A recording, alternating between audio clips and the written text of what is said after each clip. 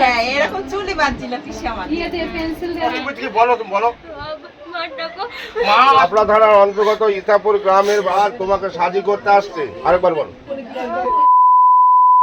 Hello everyone, welcome back to my channel. আমি পিউ, কেমন আছো তোমরা? এটা হচ্ছে আমার ফার্স্ট ব্লগ ভিডিও তোমাদের সঙ্গে শেয়ার করা। এই প্রথম ব্লগ ভিডিওটাই আমি তোমাদের সঙ্গে ইউনিক কিছু শেয়ার করতে চাই। প্রথমেই বলি, আমি এখন বর্তমানে আছি মামা বাড়িতে, আর আমি যাচ্ছি এখন সম্পূর্ণ একটা অন্য ধর্মের বিয়ে অ্যাটেন্ড করতে। কালকে ছিল মেহেন্দি, গায়ে সেগুলো অলরেডি তোমাদের সঙ্গে শর্টে আমি শেয়ার করে দিয়েছি। আজকে হচ্ছে ওর বিয়ে। ঘড়ির কাঁটায় বাজে এখন ওই 11:30টার মতো, আর আমি চলে এসেছি ওকে সাজাতে। কালকে যখন আমি ওর মেহেন্দি, গায়ে হলুদ অ্যাটেন্ড করতে এসেছিলাম, ও তখনই আমাকে বলে রেখেছিল, পিউ তুমি কিন্তু কালকে আমাকে সাজাতে। ওকে সাজানো প্রায় কমপ্লিট হয়ে যায়, একটুখানি বাকি ছিল। এর মধ্যে চলে আসে বর মশাই, তো একজনকে ওর কাছে রেখে আমরা চলে যাই বর দেখতে। দারুণ ছিল বরকে দেখতে, ফটোতে দেখেছি তার থেকে আরো সুন্দর লাগছিল সামনাসামনি। আর আমার এত ভালো লাগার একটাই কারণ, আমি এই প্রথম এমন ধরনের বিয়ে অ্যাটেন্ড করলাম। ওদের রিচুয়ালস কি কি হয় সবকিছুই দেখ। বর এসে দেখে বোনকে বললাম এরকম এরকম ব্যাপার, আমরা সব বোনগুলো মিলে একসাথে ওকে সাজিয়ে দিচ্ছিলাম। আর জানো তো, ও আমার বোন কম ফ্রেন্ড হয়েছে। যেহেতু আমি ছোটবেলায় এখানেই থাকতাম, মানে মামা বাড়িতে, আর আমার অনেক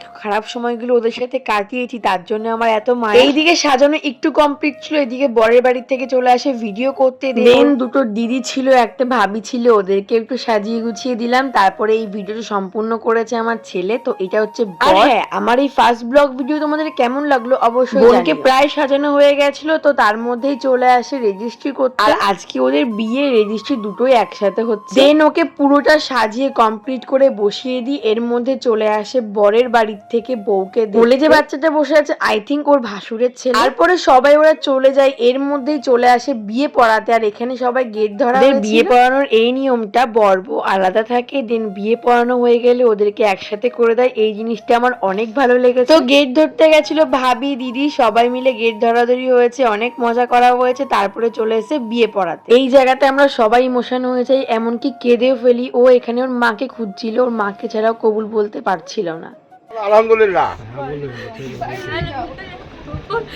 হ্যাঁ কবুল করলাম। আরেকবার বলুন, আরেকবার। চাপড়া থানার অন্তর্গত ইতাপুর গ্রামের বাসী কবুল করলে এটা বলো। বলো তুমি কবুল করতে না, বলো আলহামদুলিল্লাহ আমি কবুল করলাম। বলো ভালো করে বলটা।